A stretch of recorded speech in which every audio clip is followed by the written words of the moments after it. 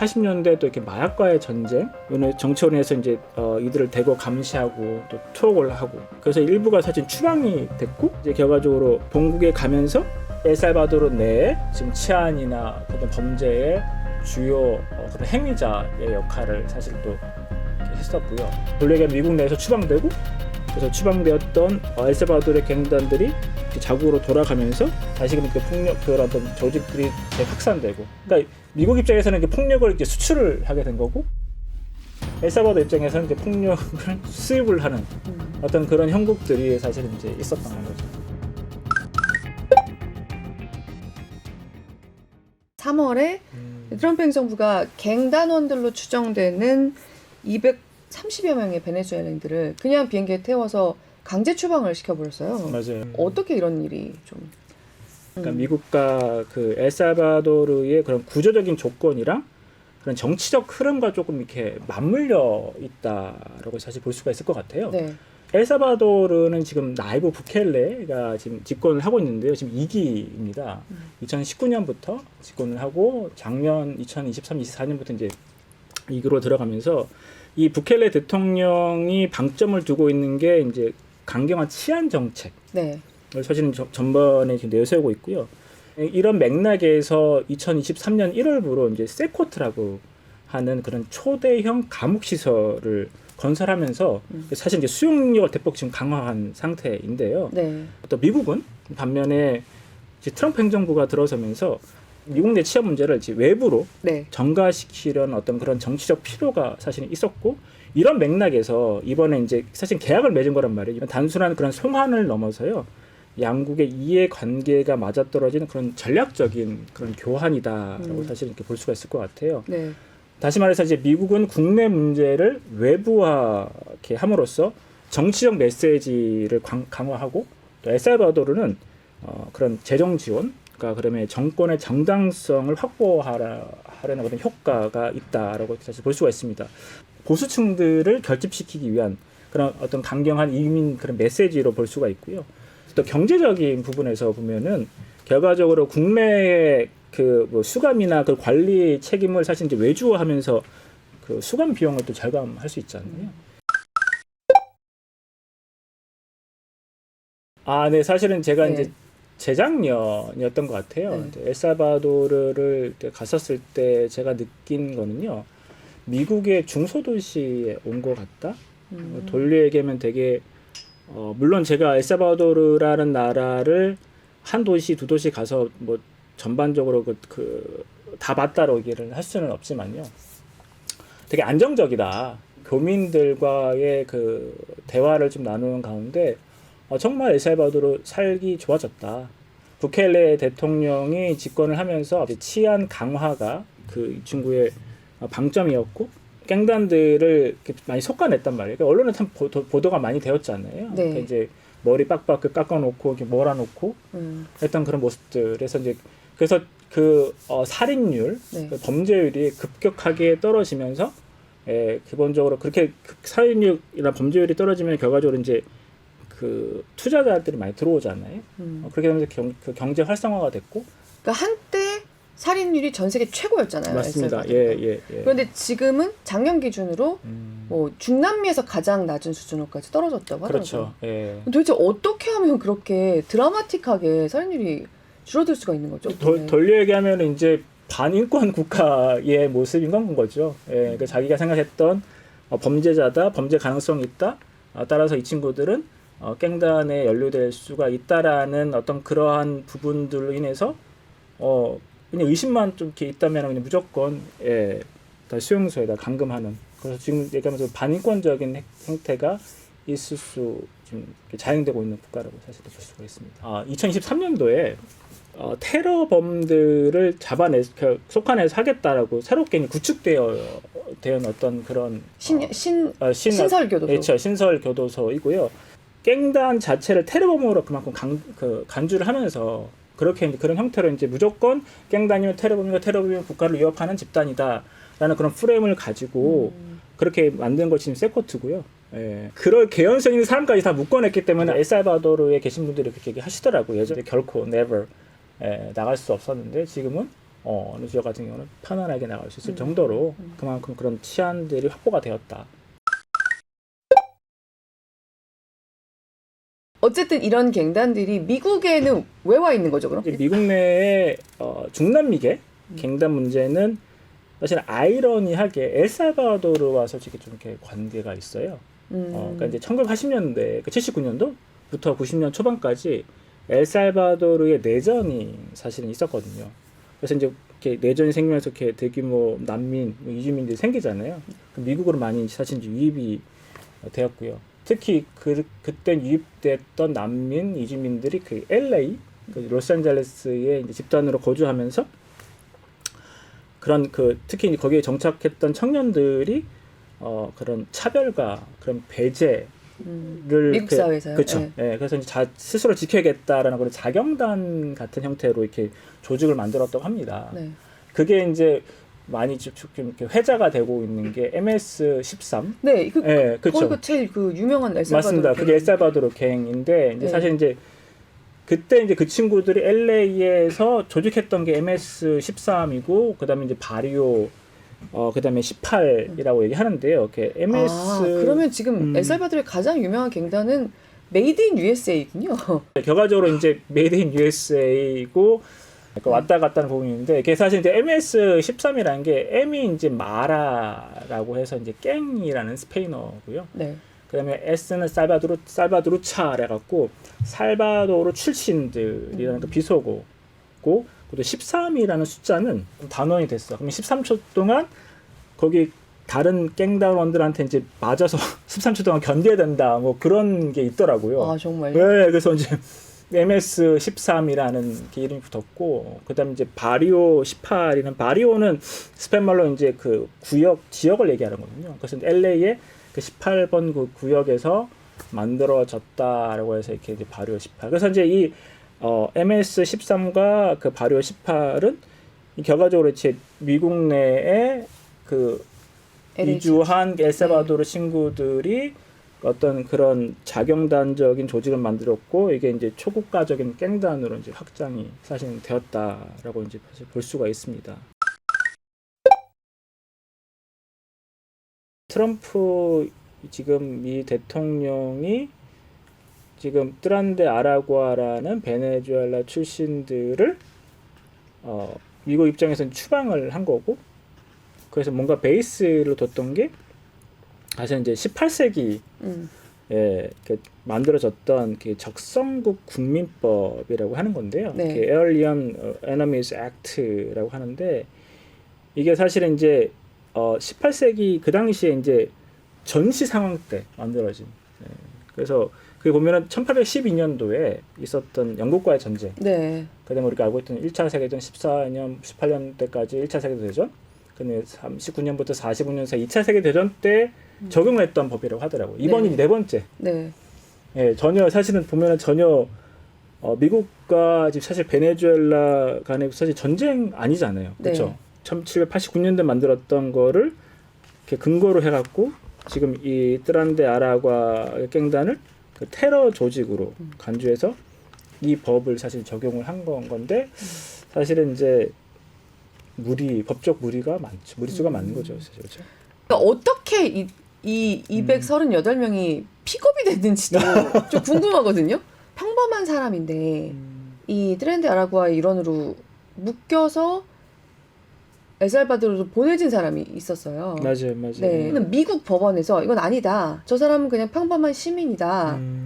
라고 해서 비행기를 돌려서까지라도 데려오라고 했는데 결국 그 일은 일어나지 않았고 지금 미국 정부가 이제 소위 말하는 이제 법원 패싱 논란까지 일으키면서 아무 조치를 취하지 않고 있거든요. 근데 그 얘기는 그 사람만 그들 중에서 갱단이 아닌 평범한 시민이었을 거다라고 보기보다는 저기 지금 되게 애매한 사람들이 섞여 있을 수도 있겠다라고 자연스럽게 생각을 하게 되잖아요.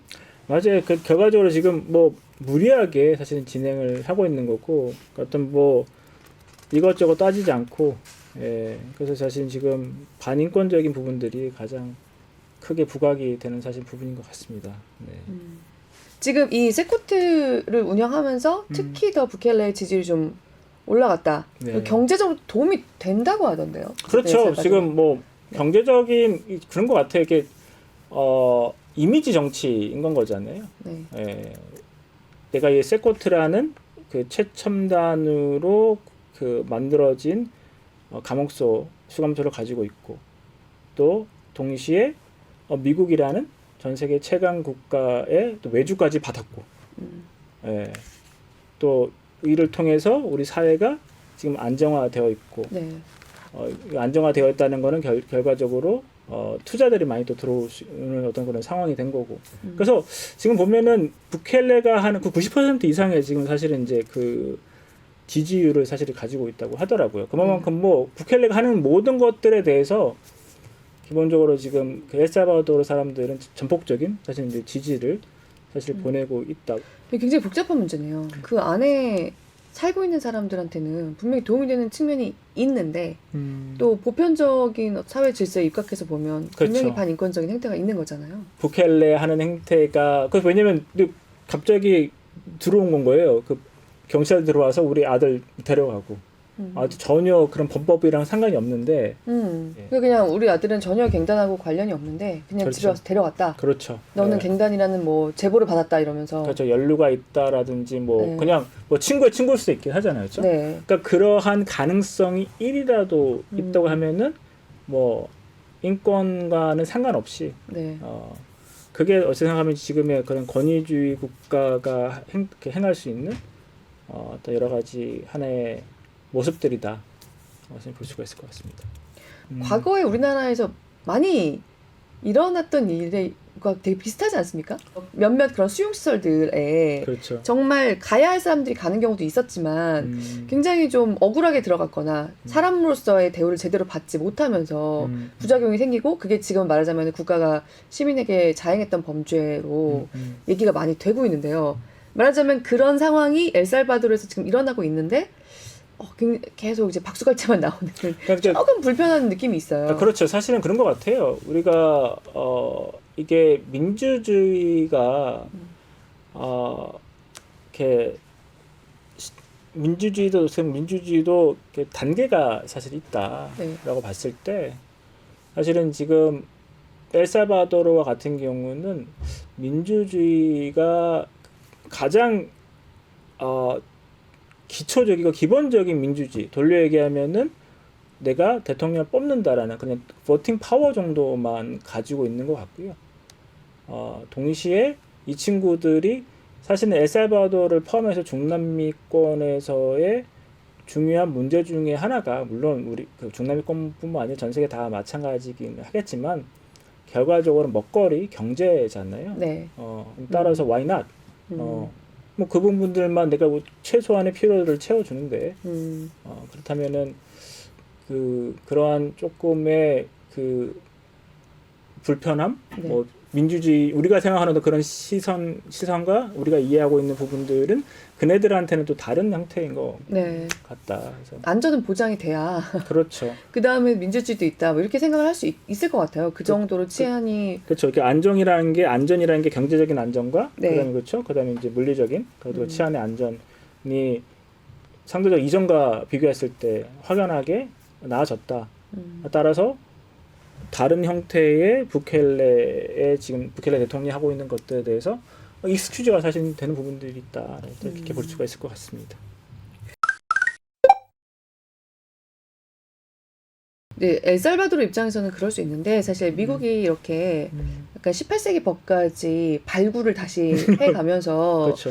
갱단원들이라고 본인들이 주장하는 미국 정부가 주장하는 사람들을 다시 중남미로 돌려보내고 이런 모습이 나타나는 게 사실 겹치는 부분이 있거든요. 얼마 전에 그 콜롬비아 대학에서 공부하던 우리 한국계 학생, 영주권자인 학생이 약간 중동을 편드는 시위, 그러니까 반이스라엘 시위에 참가했다고 추방이 됐어요. 그렇죠. 저도 그 언론에 네. 접했던 것 같아요. 네. 이게 우리한테는 되게 먼 일 같고 베네수엘라 갱들 뭐 쫓겨날 수 있지 갱단이니까라고 생각할 수 있겠지만 사실 그런 식으로 미국 정부에 좀 반하는 그렇죠. 그런 어떤 말이나 행동을 했을 때 바로 영주권자라도 너 추방 약간 이렇게 나오는 것과 맥이 좀 터고 있지 않나요? 권위 독재 국가의 전형적인 사실 이제 모습. 그러니까 결과적으로 이제 민주주의 우리가 보편적으로 알고 있던 그런 국민이 주인이라는 어떤 그런 민주주의 어떤 그런 형태가 아니라 네. 내가 생각하는 내가 바라보는 그런 사회 국가가 되어야 되는데 이 부분에 대해서 위협을 가한다. 그러면은 포용하고 이해를 해야 될 대상이 아니라 제거하고 쳐내야 될 어떤 그런 대상으로 그 인식을 하고 있잖아요. 사실은 그런 네. 부분들이 확인이 되고 있는 것 같고 따라서 사실은 뭐 비단 우리가 지금 엘살바도르 얘기하고 있고 또 베네수엘라를 얘기하고 있지만 지금 이 주제의 사실은 키워드는 사실은 미국이고 네. 그 미국 내 키워드는 사실은 트럼프고 남의 얘기만은 아니다. 우리가 취할 수 있는 레슨이 뭘까라고 보면은 우리가 보통 이제 자주국방 얘기를 많이 하는 것처럼 네. 우리가 좀 이렇게 미국이 우리가 많이 경도가 사실 되어 있는 부분에서 네. 뭐 어떻게 생각하면 너무나 당연한 얘기일 수 있긴 하지만 이게 당연하다고 알고 있지 우리가 솔직히 액션 부분 솔직히 많이 갭이 많이 있잖아요. 네. 그래서 우리가 그래서 이제 좀 미국이나 어떤 우리가 알고 있는 그런 동북아의 어떤 외교나 정치, 경제뿐만 아니라 정말 글로벌하게 좀 이렇게 나가야 하는 부분까지도 이 지금 우리가 지금 서로 논의하고 있는, 얘기하고 있는 이 부분에서 조금 확장해서 조금 바라봐야 되지 않을까 생각이 듭니다. 미국이 근데 어쨌든 미국인들이 굉장히 거의 일방적으로 뭐 접전도 아니게 이런 트럼프를 선택을 했단 말이죠. 근데 그래서 사실 지금 이제 미국이 더 이상 그 민주주의를 어떤 자기들의 제일 도구로 생각하지 않는 것 같다 이런 얘기도 막 나오는데 그렇죠. 그 이제 뭐 미국이 우리가 생각했던 옛날의 미국이 아니다라는 거를 명백하게 지금 사실 보여주고 있는 거잖아요. 우리 더 이상 우리는 미국이 아니다. 우리가 생각했던 그런 그래서 우리도 솔직히 이제 마인드를 좀 바꿔야 되는 어떤 정말로 그런 분기점이 그런 시점인 것 같아요. 네. 돌려 얘기하면은 그 트럼프를 뽑은 사람이 솔직히 미국인이고 네. 그럼 결과적으로 미국인들이 갖고 있는 보편적인 생각들이 그만큼 우리가 생각하고 있는 어떤 정말 이렇게 얘기하면 너무나 거창한 표현일지 모르겠지만 세계 시민이 아니라 정말로 미국 시민 정말로 생각하면 트럼프 시민이 되겠다라는 것을 명백하게 사실 이제 보여주는 사실 그런 부분인 것 같아서요. 네. 예.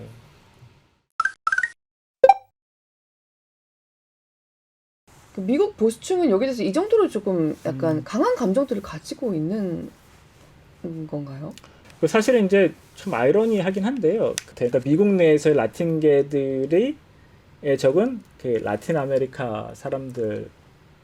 결과적으로 더 보수화 되고 있다라고 사실 볼 수가 있을 것 같습니다. 이게 백인들보다 네, 라틴 네. 아메리카 출신이면서 미국 시민이 된 사람들이 지금 그렇죠. 트럼프 정부의 이런 반이민 정책, 그렇죠? 예, 그러니까 민주당은 굉장히 그 라틴계가 텃밭이었잖아요. 맞습니다. 예. 그런데 지금 요 트럼프의 요 정책 때문에 트럼프를 찍은 라틴계도 있었을 거란 얘기가 되는 거잖아요. 이 트럼프의 이런 이민 정책에서는 오히려 라틴계 쪽들이 사회적 약자기보다는 그 약자에서 일단 한 단계 올라간 친구들이 새롭게 올라온 친구들에서 이렇게 거부를 하는 그게 그런 맥락도 사실 그 일자리 부분들과도 솔직히 연동을 할 수 있을 것 같고요. 예. 근데 라틴계에서 미국에서 시민까지 된 사람들은 아무래도 그것보다는 말씀하신 대로 보수화도 되면서 이제 더 다양한 직업의 기회를 갖지 않습니까? 그렇죠. 기본적으로 이제 블루칼라 층들이 많았지만 이 블루칼라 층들이 사실은 이제 역사적으로 미국의 기본적으로 땅만 봐도 절반 이상이 사실 이제 그 멕시코 쪽에 기속되어 있던 땅이기도 했고 전통적으로 네. 사실 그렇고 미국 내에 그 히스패닉들이 사실 많잖아요. 예. 그래서 정치나 경제적인 그리고 사회적 면에서 미국 내의 라틴계들의 영향은 사실은 우리가 상상할 수 있는 그 이상인 거예요. 미국에 가게 되면은 기본적으로 우리가 사실 이제 어떻게든 영어를 배우는 것처럼 미국 내에서도 이제 스페인어만 사용해도 또 미국 내에서도 살아갈 수 있는 부분들도 있어서요. 네. 그런 맥락에서 미국 내에 그 중남미계들의 영향력은 크다. 근데 내가 가지고 있는 영향력 자체가 그 누군가에 의해서 그 나눠지는 것들에 좀 이렇게 불편함이 있다. 뭐 트럼프 샤이 보수에서의 노출되어 있지 않던 것들이 그런 어떤 선거나 투표를 통해서 본인들이 이렇게 표심을 이렇게 전달한 거고 그 표심을 받은 또 트럼프 같은 경우는 이런 부분들이 이렇게 여러 가지 이제 정책들로 이렇게 진행을 하고 있는 것 같고 그런 부분에서 지금에 나와 있는 이 현상까지도 이렇게 좀 이렇게 이어서 바라볼 수 있을 것 같습니다.